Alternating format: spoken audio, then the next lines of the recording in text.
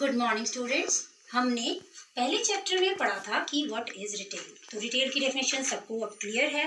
फिर भी मैं आपको आज फिर से बताना चाहूंगी कि रिटेल क्या है। रिटेल एक व्यापारिक गतिविधि है जिसमें वस्तु और सेवाओं को उपभोक्ताओं की आवश्यकता के अनुसार छोटी छोटी मात्रा में बेचा जाता है या एंड यूजर तक पहुंचाया जाता है। इसमें हमने दो वर्ड्स यूज किए हैं, वस्तु और सेवाएं। तो आज जो हमारा टॉपिक है वो है वस्तुएं। तो हम बताएंगे कि वस्तुएं क्या होती हैं। वस्तुओं को अंग्रेजी में गुड्स कहा जाता है। तो हम आज पढ़ेंगे कि गुड्स किसे कहते हैं। गुड्स एक टेंजिबल रूप में होता है। अब आप बोलेंगे कि टेंजिबल क्या है। टेंजिबल एक भौतिक रूप है। भौतिक रूप का मतलब जिस जैसे ये हमारा ब्लैक बोर्ड, इसको हम देख भी सकते हैं और छू भी सकते हैं, तो ये भी एक तरह का गुड है। तो गुड्स को वैसे आप अपनी भाषा में माल, सामग्री, सामान, संपत्ति आदि के नाम से भी जान सकते हैं। गुड्स की अगर डेफिनेशन की बात करें तो गुड्स क्या है। Goods is the things that's made to be sold. एक ऐसी चीज जिसको बेचने के लिए ही बनाया गया है। गुड्स को और अच्छी तरीके से समझने के लिए मैं आपको ये बताऊंगी कि जिन वस्तुओं का कोई व्यापारी व्यापार करता है हम उसे भी माल कहते हैं। इसमें एक उदाहरण देखिए हम आपको समझाएंगे। जैसे कोई व्यापारी गेहूं का व्यापार करता है तो यहाँ पर जो गेहूं है वो एक गुड्स है। या कोई व्यापारी फर्नीचर का व्यापार करता है तो फर्नीचर यहाँ पर गुड्स है। आपको पता है कि हम सब हिमाचली हैं, तो हमारे यहाँ भी आजकल एक बिजनेस है जो एप्पल का है। तो यहाँ पर जब हम एप्पल का बिजनेस करते हैं तो हमारा भी गुड उस टाइम एप्पल माना जा सकता है। तो मैं आज आपको ये बताना चाहूंगी कि गुड्स के दो रूप भी हो सकते हैं। कुछ गुड्स इकोनॉमिकली होते हैं और कुछ गुड्स फेयरली होते हैं, फ्रीली। जो इकोनॉमिकल गुड्स हैं, इकोनॉमिक गुड हमें ऐसी वस्तुएं हैं जो मुद्रा से प्राप्त की जा सकती हैं या जिसके लिए हमें मुद्रा देनी पड़ सकती है। लेकिन जो फ्री है वो हमारे को स्वतंत्र रूप से प्राप्त होते हैं। गुड्स को हम दो तरह से या टू टाइप्स ऑफ गुड्स में बांट सकते हैं। गुड्स को हम के दो भाग जो पार्ट टाइप हैं वो ये हैं। गुड्स के टू टाइप्स हैं, कंज्यूमर गुड्स और इंडस्ट्रियल गुड्स। तो पहला हमारा कंज्यूमर गुड्स जिसको हम उपभोक्ता गुड्स या उपभोक्ता वस्तुएं कहते हैं, और दूसरा है इंडस्ट्रियल गुड्स जिसे हम औद्योगिक वस्तुएं कहते हैं। उपभोक्ता वस्तुएं किसे कहते हैं, पहले हमें पता होना चाहिए कि उपभोक्ता वस्तुएं होती क्या है। उपभोक्ता वस्तुएं को हम कह सकते हैं ये वो वस्तुएं हैं जिनका उपभोग या प्रयोग किया जाता है बिल्कुल प्रत्यक्ष रूप से उपभोक्ताओं की आवश्यकताओं को पूरा करने के लिए। ये इनका प्रयोग वस्तुओं के उत्पादन के लिए बिल्कुल भी नहीं किया जाता। इनका डायरेक्ट प्रयोग किया जाता है, इनका हम उत्पादन या प्रोडक्शन करने के लिए इनका प्रयोग नहीं करते हैं। यहाँ पर हम एक उदाहरण से हम आपको समझा सकते हैं। जैसे हमारा बिस्किट। बिस्किट अगर एक गुड कंज्यूमर गुड है तो पार्ले जी जो कंपनी है उनके द्वारा बनाया गया उपयोग वस्तु बिस्किट जो है वो कंज्यूमर गुड है, इसलिए हम इसे उपभोक्ता वस्तु भी कहते हैं। अब यहाँ पर आप देख रहे हैं यहाँ पे ब्लैक बोर्ड पे कि कंज्यूमर गुड्स का बहुत सारे प्रकार के और हो सकते हैं। इनके अलग अलग नाम भी हैं। जैसे फर्स्ट है convenience goods, shopping goods, speciality goods, durable goods, semi durable और नॉन ड्यूरेबल गुड्स।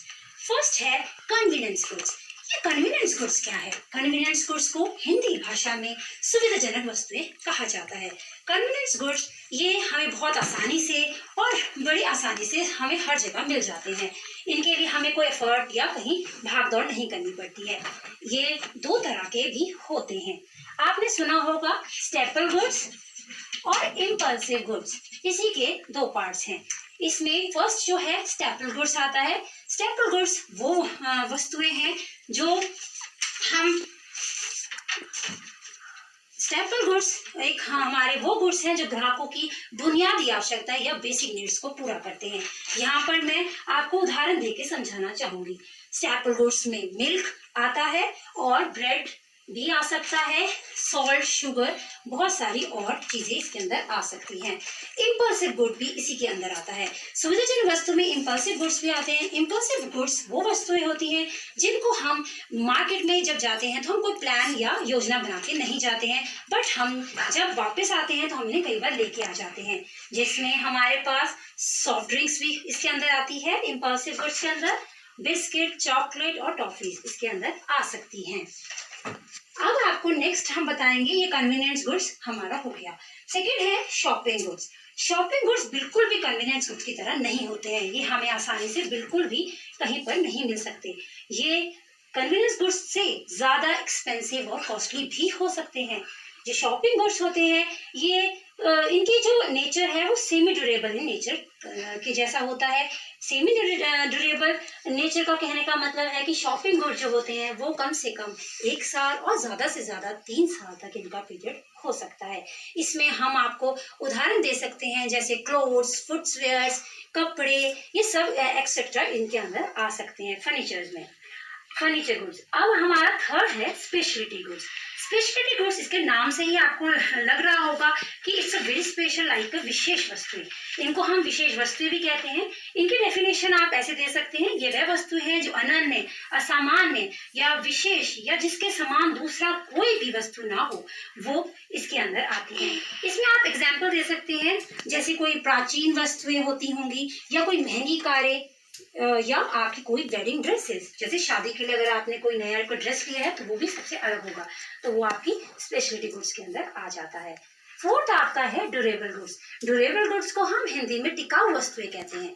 अब टिकाऊ, जैसे इसके नाम से ही पता चल रहा है कि ये काफी लंबे समय तक की चलने वाली वस्तुएं इसके अंदर आती हैं, जिनका प्रयोग कई वर्षों तक किया जा सकता है। इसमें मिनिमम 10 साल और मैक्सिमम 15 तथा 20 साल तक हो सकता है।